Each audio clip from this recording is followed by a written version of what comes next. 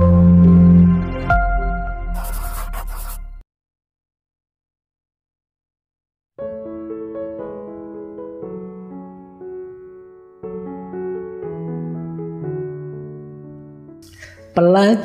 lagi dari Murphy's Law apa? Tadi kan isinya negatif-negatif semua. Mari kita mulai latihan. Kalau di dunia ilmu sosial namanya disaster management. Disaster management itu manajemen bencana. Ya bencana level kecil lah, kayak tadi kamu ngantri tidak selesai-selesai, kamu itu kan bencana sebenarnya. Meskipun kecil, kalau tidak siap kan membawa pengaruh tadi, kamu stres, kamu kecewa, kamu malu dan lain sebagainya. Mulai ayo belajar pelan-pelan di level individu, tidak apa-apa. Disaster management, tanggap bencana, juga mampu menanggulangi bencana. Tanggap kalau kita mengalami peristiwa pahit dan mampu menanggulanginya. Ya ini sebenarnya dari sisi ilmu bencana secara luas sebenarnya untuk macam-macam, termasuk bencana alam. Tapi kan kesulitan-kesulitan kecilmu tadi kan sebenarnya ya setara saja dengan bencana. Kalau bencana besar ya kesulitan besar. Jangan diremehkan yang kecil-kecil tadi, karena kadang-kadang kecil-kecil bolak-balik kamu jengkel, terus kamu ngamuk, terus akhirnya ketemu masalah besar. Dari yang kecil jadi masalah besar. Kan sering kamu lihat di TikTok itu orang disalib tidak terima, terus jotosan di jalan, terus akhirnya urusan polisi, terus viral, wajahmu nyebar di mana-mana, kamu nangis-nangis minta maaf ya gitu. Nah itu kemampuan disaster manajemennya kurang bagus. Ayo kamu latihan. Tadi kan ada asumsi cirinya Murphy's Law itu kan orang yang kurang mampu mengendalikan diri.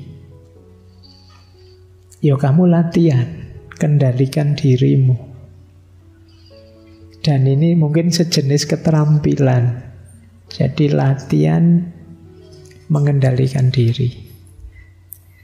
Kamu harus siap mental, siap material, siap sosial, siap spiritual menghadapi kesulitan hidup.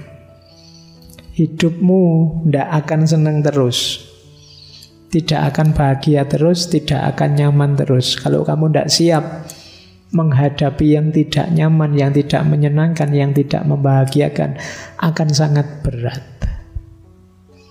Ya kita perlu prihatin beberapa waktu belakangan banyak sekali cerita-cerita mahasiswa yang suicide, bunuh diri.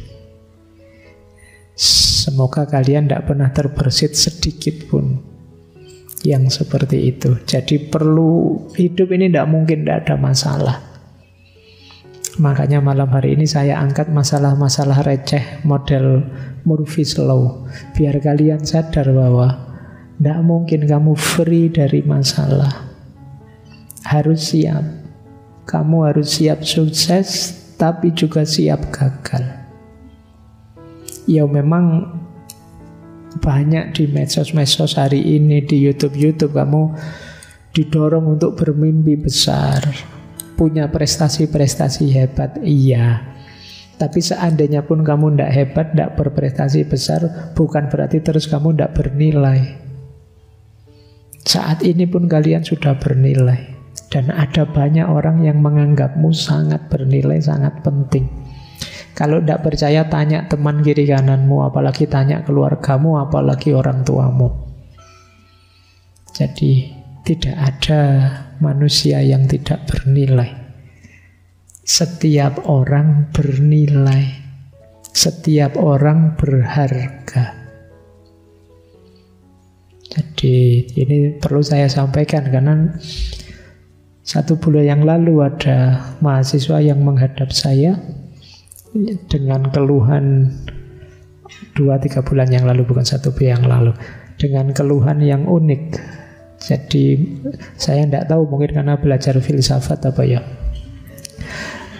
Keluhannya begini dia, Pak, Apa sih gunanya saya ada di dunia ini?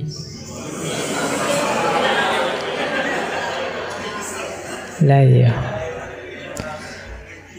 mbok yo sebaiknya ndak ada saja. Saya merasa ndak bisa apa-apa, ndak bisa memberi kebaikan apa-apa. Ngapain Allah itu menciptakan saya? Wah, itu ya makanya ini mungkin karena belajar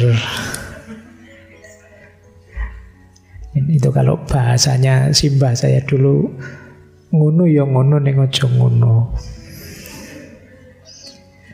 Agak kejeron, kita dalam itu ndak apa-apa, tapi terlalu dalam negatif. Kalau sudah mentok, ya sudah berhenti. Pikiran itu kan dulu waktu kita belajar batas nalar, sudah kita deklarasi, pikiran itu ada batasnya. Maka, yo kalau sudah buntu, ndak ada jalan keluar, kamu sadari saja, oh iya ya, saya itu manusia. Tidak tahu segalanya, juga tidak mampu segalanya. Ada titik-titik di mana saya tidak mampu dan tidak bisa. Mungkin titik ini termasuk yang saya tidak mampu dan tidak bisa. Selesai. Kalau tidak begitu, terus jatuhnya kamu overthinking. Kalau sudah overthinking, hidup ini rasanya rumit dan ruwet saja. Kamu lupa bersyukur, kemudian lupa bahwa masih banyak tanggung jawab yang harus kita jalankan. Jadi latihan ya, paling tidak kalian coba bangun dirimu sendiri model disaster management ini. Ada istilah menarik, kalau ini saya ngertinya dari dunia komputer, file save system. Ini yang ngerti komputer mesti ngerti ya. Selalu persiapkan dirimu untuk jika seandainya mengalami kegagalan. Kalau komputer itu yo titik file save itu begitu error ndak karu-karuan, kamu reset saja kembali ke awal. Aman sudah. Kamu juga begitu. Dalam dirimu sediakan ruang untuk file save system ini. Karena hidupmu tidak tentu. Kita tidak ngerti nanti menghadapi apa, mengalami apa. Ya mungkin dalam jangkauan pengetahuan kita nyaman-nyaman saja, tapi sopo ngerti. Siapa tahu. Wong kita tidak ngerti dalam hidup kita ini nanti akan mengalami apa saja. Ya siapa tahu nanti tiba-tiba perang dunia ketiga muncul misalnya. Jangan-jangan kamu malah seneng. Wah, kuliah libur berarti Pak. Iya. Wong yo dunia serba ndak mesti kan sekarang. Yo kayak kemarin, tiba-tiba gara-gara virus yang sangat kecil saja jungkir balik orang seluruh dunia. Kamu tersisihkan di pojok-pojok rumahmu semuanya. Itu kalau ndak siap mental selesai kita. Maka sediakan file save system dalam diri kita. Nah, gimana Pak manusia bisa punya file save system? Kalau komputer sih gampang, ada banyak, kemarin kita belajar banyak teori tentang ini. Mungkin bisa kembali ke episode-episode patah hati menurut banyak filosof, banyak kalangan dan lain sebagainya. Dalam rangka membangun ini, file save system. Saya kasih contoh ya, file save system. Ini saya ambil dari para filosof eksistensialis. Ini bagi saya semacam personal file save system. Membangun sistem ketangguhan dirimu. Biar kamu tidak jatuh, biar kamu tidak runtuh mengalami apapun. Ini boleh dicek di pikiran-pikirannya filosof eksistensialis seperti Schopenhauer atau Nietzsche, Kierkegaard, dan lain-lain. Yang pertama misalnya, kalau ini filsuf jalan estetis, estetika, seni, keindahan. Filsuf model ini meminta kita untuk punya sistem katarsis. yang mampu membuat kita melampaui ruang waktu hidup kita. Katarsis itu semacam pelampiasan. Biasanya memang ranah katarsis ini ada di dunia estetik. Lagu, film, apalagi tari, apa saja monggo yang bisa jadi pelampiasanmu. Wah, kalau saya jenuh luar biasa Pak, biasanya saya dengerin musik yang tenang, yang syahdu, jadi rasanya melayang, lupa dengan masalah. Tidak apa-apa, itulah katarsis. Terserah, mungkin ada Pak, kalau saya tidak begitu Pak. Saya itu kalau sudah jenuh, pol habis, ya saya jalan pokoknya. Entah jalan-jalan kemana, kalau lelah balik lagi. Apa sepedaan saya Pak, atau monggo saja. Ini katarsis namanya. Ini bisa jadi fail-safe system. Meskipun kalau katarsis ini solusi sementara. Tidak apa-apa. Kalau orang sama sekali tidak punya pembuangan dari kejenuhannya, itu nanti bisa melahirkan stres-stres, tekanan-tekanan, depresi-depresi. Asal yang positif ya, jangan yang negatif. Ya yang negatif itu ya sekalian tahu sendirilah. Saya tidak perlu mencontohkan. Yang masih dalam koridor positif, kamu mau dengerin musik mungkin oke. Kamu mau Pak, saya biasanya kalau jenuh itu nonton drakor Pak. Ya tidak apa-apa, wis nonton saja. Kalau kamu yang membuatmu lega, membuatmu nyaman. Saya ngaji Pak, alhamdulillah. Loh, ya kan tidak apa-apa, bagus yang mau ngaji. Saya tahajud Pak, saya monggo saja. Yang penting kamu ada katarsismu, pembuanganmu. Saya Pak teriak Pak, tidak apa-apa. Saya mukuli bantal Pak, tidak apa-apa wis. Yang penting kamu punya katarsisnya. Asal jangan mukuli teman aja. Kalau itu negatif. Nah, jalan estetik sementara, durasinya pendek. Iya, kamu waktu mendengarkan lagu tenang kamu. Tapi begitu lagunya mati, masalahnya datang lagi.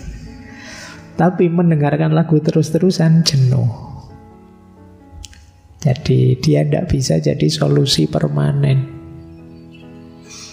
Ada jalan lebih permanen, yaitu jalan etis. Jalan etis itu distraksikan kegalauanmu, masalahmu, kesedihanmu ke arah perbuatan-perbuatan baik. Wah, saya bakti sosial saja lah Pak. Wah, saya melakukan ini itu yang kebaikan untuk sesama. Ini namanya jalan etis. Lebih panjang daya fail-safe-nya. Sekarang saya sibuk membantu yatim piatu Pak, ini lebih panjang.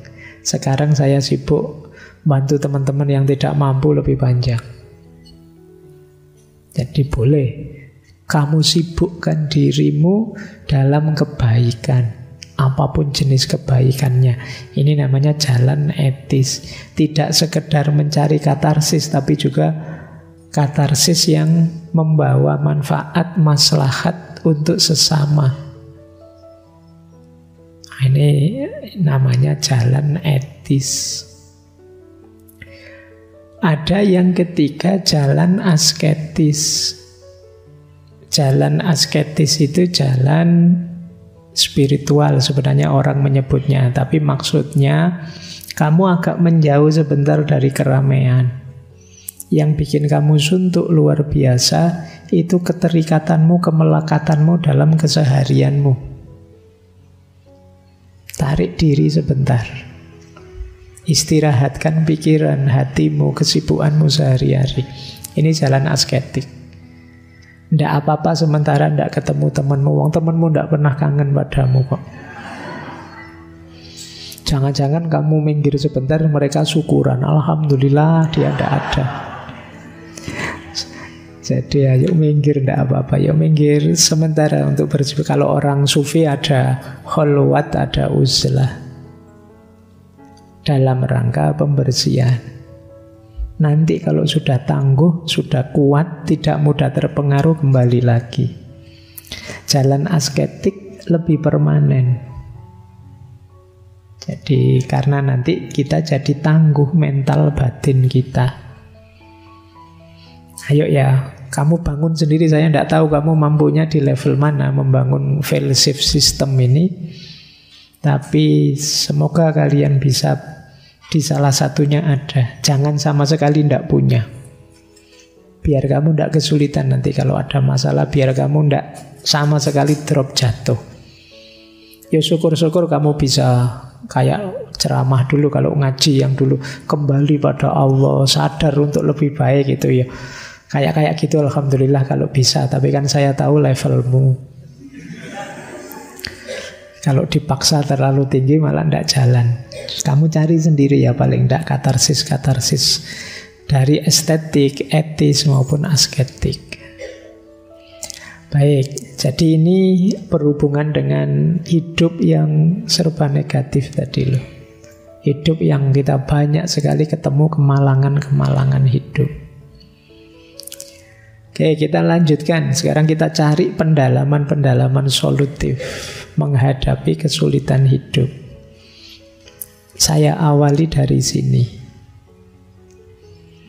Kepahitan-kepahitan seperti diuraikan oleh Murphy's Law tadi ya, tidak mustahil akan kita alami, bahkan lebih dahsyat dari sekedar itu. Kita perlu kesiapan mental. Jangan sampai karena hal-hal yang tadi kita sebut receh itu, kita benar-benar drop. Apalagi untuk hal-hal kesulitan besar. Kadang-kadang kan sepele sih, tapi kita stresnya luar biasa. Sekedar laptop hang atau error saja kadang-kadang kita jengkelnya luar biasa. Apalagi listrik mati juga, apalagi sinyal error juga. Wah itu kalau tiap hari begitu kan depresi akhirnya kalian. Baik, ini saya awali dari sini ya. Secara psikologis, mari kita yakini, mari kita mindset. Ini kalau teman-teman ingat kemarin Martin Seligman ya. Mari kita ingat-ingat dalam diri kita, kemalangan apapun yang kita alami, kesulitan hidup apapun yang kita alami, yang pertama ayo kita yakini bahwa itu sementara. Tidak ada yang permanen. Tidak mungkin orang hidup itu susah terus tidak ada senangnya, atau senang terus tidak ada susahnya.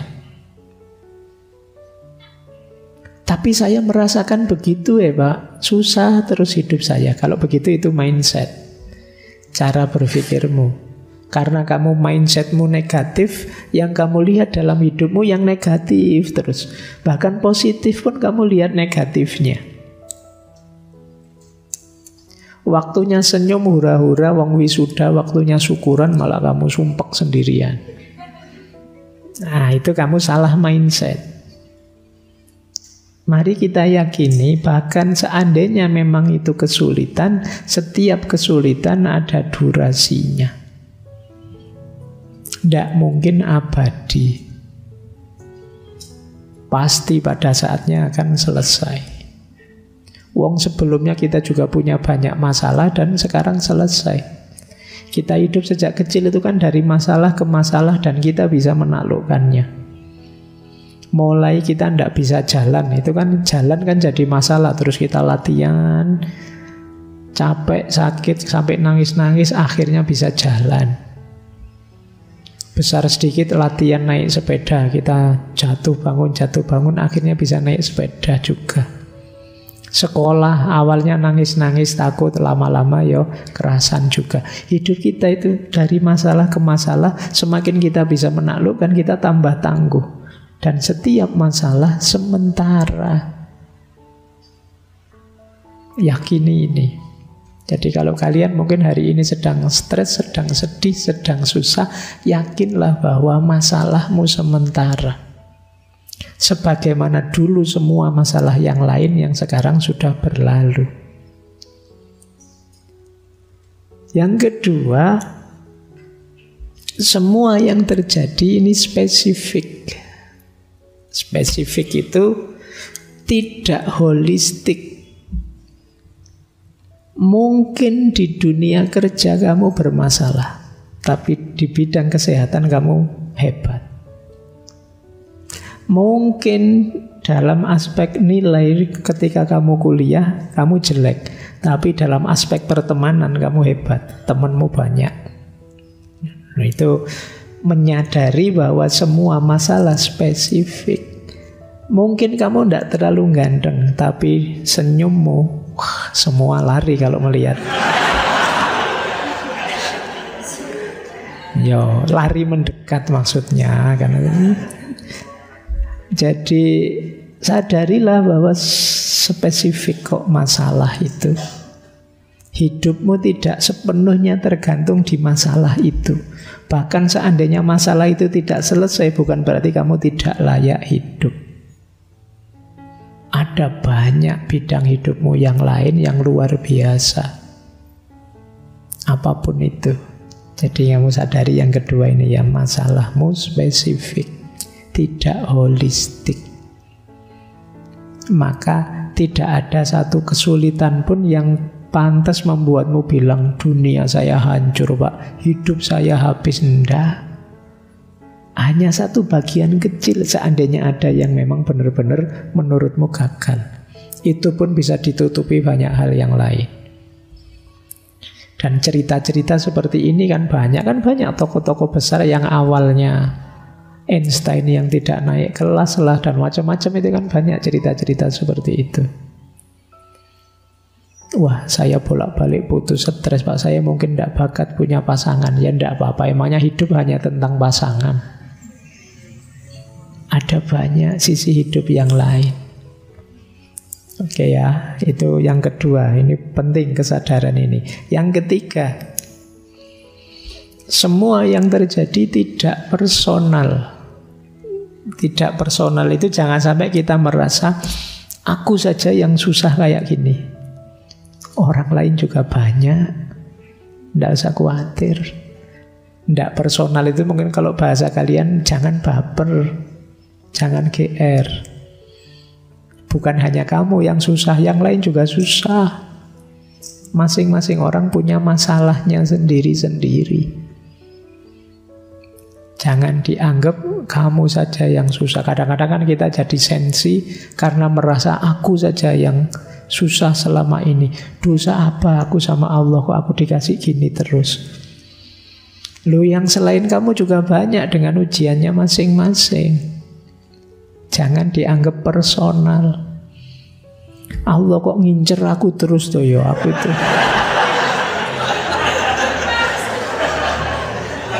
Iya. Mbok yo yang lain gitu loh, kok aku terus yang dibikin susah itu ya. Ndak. Kamu jangan kegeeran. Jadi yo jangan dianggap personal lah. Ndak, semua orang ujian itu maknanya luas sekali. Jangan-jangan itu justru bukti sayangnya Allah padamu. Boleh diulang kembali dulu patah hati dari perspektif sufisme. Dan yang terakhir tentu saja semua yang terjadi ada hikmahnya. Ada pelajaran yang bisa kamu ambil untuk hidup jadi lebih baik dari semua kemalangan tadi. Nah, kalau itu solusi praktis yang kanan itu. Yang pertama apa? Tenang, turunkan tensi, ambil nafas dalam-dalam.